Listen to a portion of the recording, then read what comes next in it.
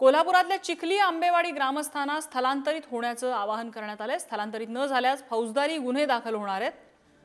प्रशासनाकडून सकाळपासूनच नागरिकांचं स्थलांतर करण्याच्या सूचना त्यांना देण्यात आलेल्या आहेत। राधानगरीचे 4 दरवाजे उघडल्यामुळे नदीची पाणी पातळी वाढण्याची भीती आहे। राधानगरी धरणातून सध्या भोगवती नदीपात्रात होणाऱ्या विसर्गामुळे पंचगंगा नदीच्या पाणी पातळीत झपाट्याने वाढ होतीये। आणि या सगळ्याच्या पार्श्वभूमीवर पुराचा सर्वाधिक फटका संभाव्य असलेल्या चिखली आणि आंबेवाडी या 2 गावांना सध्या स्थलांतरित होण्याच्या सूचना प्रशासनाने दिलेल्या आहेत।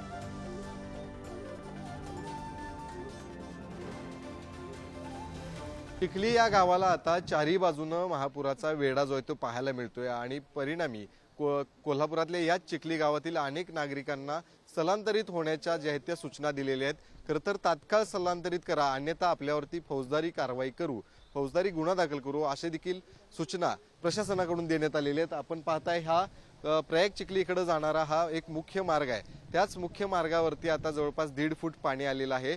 याच चिखली गावामध्ये येण्यासाठी आणखीन 3 मार्ग आहेत, मात्र त्या तिन्ही मार्गांवरती देखील पाणी जे आहे ते पुराचं पाहायला मिळते आणि परिणामी या गावातील नागरिक जे आहेत आता पलीकडे पाण्याच्या पलीकडे अडकून आहेत आणि म्हणूनच प्रशासन जे आहे ते अलर्ट मोडवरती आहे। एकीकडे राधानगरी धरणाचे देखील 4 स्वयंचलित दरवाजे उघडलेले आहेत। त्या धरणातून देखील मोठ्या प्रमाणात पाण्याचा विसर्ग सुरू आहे आणि आज सायंकाळी पर्यंत खरं तर मोठ्या प्रमाणात विसर्ग जो आहे तो अजून वाढण्याची शक्यता आहे आणि पंचगंगा नदीची पाणी पातळी त्यामध्ये देखील वाढ होईल आणि म्हणूनच प्रशासनाने जे आहे ते आदेश काढलेले आहेत। आपण जर बघितलं तर दृश्यांमध्ये काही नागरिक प्रशासनाच्या आवाहनाला प्रतिसाद देऊन बाहेर देखील पडताना पाहायला मिळत आहेत। अनेक नागरिक जे आहेत ते स्वतःहून कालपासूनच बाहेर पडलेले आहेत। अनेक जनावरांना सुरुवातीला त्यांनी बाहेर काढलं होतं, मात्र काही तरुण मुलं आणि खरं तर लहान मुलं जे आहेत त्यांना देखील सुरुवातीला बाहेर काढलं होतं, मात्र तरुण मुलं जे आहेत ती मागे थांबली होती। मात्र आता प्रशासनाने तात्काळ बाहेर पडण्याचे जे आहेत ते आदेश दिलेले आहेत, त्यानुसार